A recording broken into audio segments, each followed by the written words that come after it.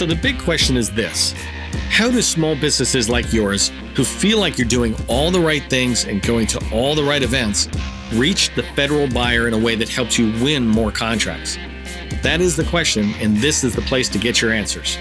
My name is Neil McDonnell. Welcome to the GovCon Chamber of Commerce.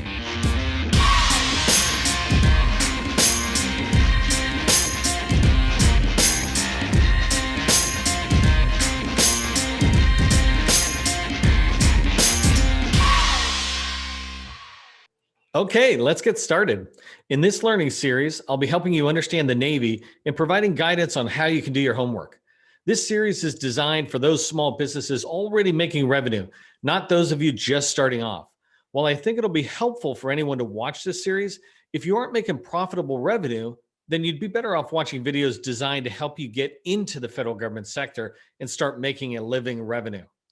Throughout this series, I'll be using a company that provides cloud services as my example, seeking to show you how I would help them learn about the Navy and pursue several $1 million more in new revenue over the next 12 months.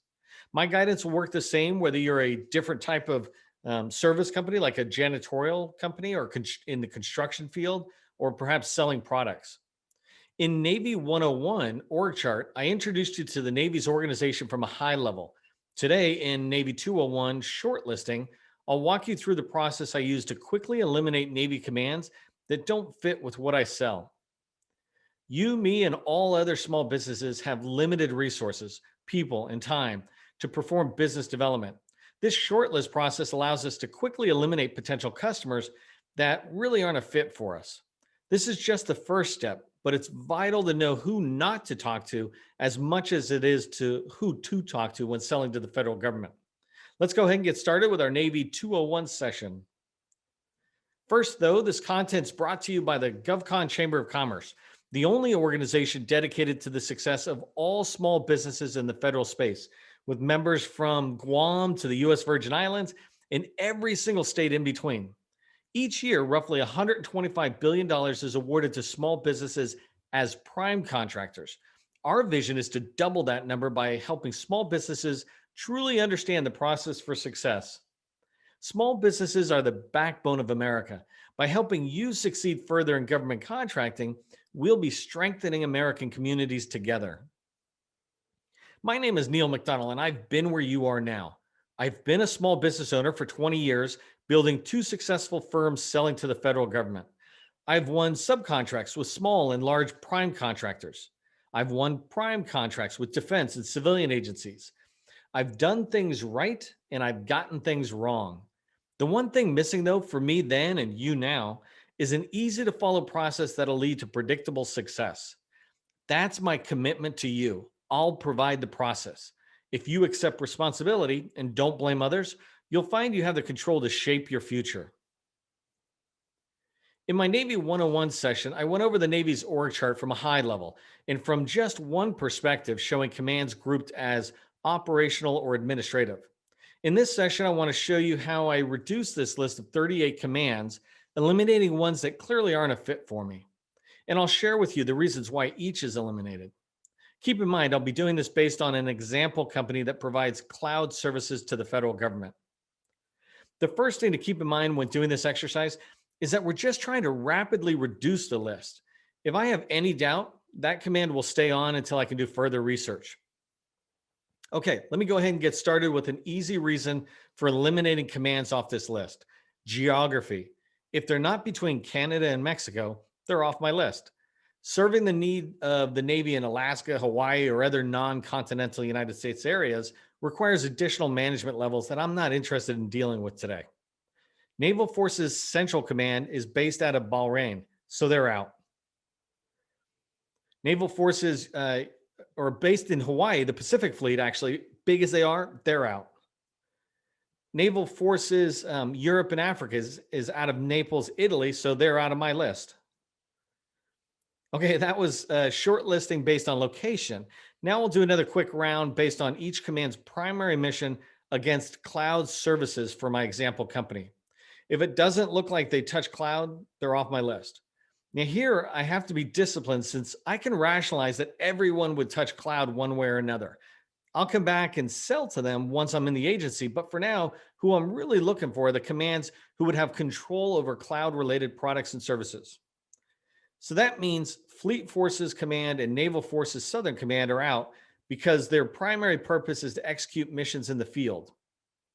As cool as they are, the Naval Special Operations or Special Warfare Command, who's home to the Navy SEALs, they're not a match, and so they're out. Military Sea Lift Command's focus is transportation, so they're out. Fleet Cyber Command is solidly in the IT space, and I think it basically is based in the cloud, so they'll stay on my short list and I'll research them further. The CNO over here on Shore Commands is out since they're a headquarters office and not really related to cloud services. Same thing with the Navy Personnel Command. They'd be great if I was doing training, but not cloud. They're out.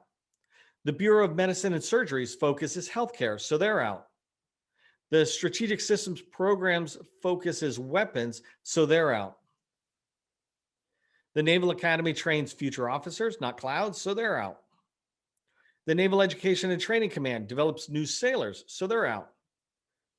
The Office of Naval Intelligence has responsibilities similar to CIA and DIA, et cetera, focused on intelligence, so not cloud and not on the short list.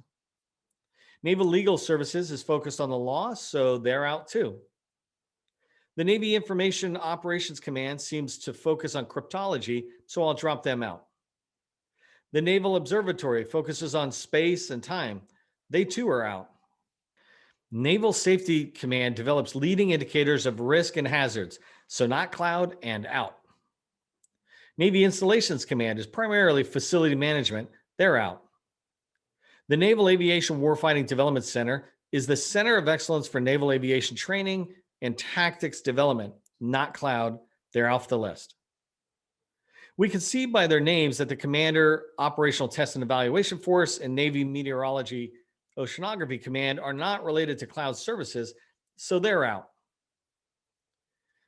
There are 6 systems commands here, and they oversee the technical requirements of the Navy. It might make sense for me to take some of these off my list, but they're major buying commands and worth additional research before I do that. Actually, from this org chart, I'm not actually able to see who does own the cloud services, just who surely does not. Having made the call early on to remove Fleet Forces Command and others from the shortlist, I'll do the same with these type commands since they're basically part of the component commands. Again, once my example company is in the Navy and established, they can begin to pursue these other commands as it makes sense to them, just not now. Okay, let me remind you of what I just did. On this org chart that I described in my Navy 101 session, there are 38 commands. My goal here was to eliminate any that just didn't seem like a fit for cloud services companies. This will allow me to focus my next activities and research more directly on those commands I think will be a fit. By the way, you might have pulled a list together of commands listed in USA Spending, but you'd miss out on the full awareness of the Navy that you get by doing it this way. Use USA Spending as a follow-up source of research after you do an exercise like this on your preferred agency. The next step in this process will be for me to research those commands on this org chart that don't have a red line through their name. That's my short list and my task list. If you found this content valuable, others will too. Please give it a thumbs up so they can find it. Put a comment in if you'd like a PDF of the org chart I just used today. If you'd like to connect with me personally, do so on LinkedIn. We often do free training webinars and interview federal buyers. Make sure to sign up for the GovCon Chamber's email list to be notified about these opportunities at www.govconchamber.com. Finally, please consider becoming a sustaining member of the GovCon Chamber of Commerce. I'm Neil McDonnell, wishing you great success.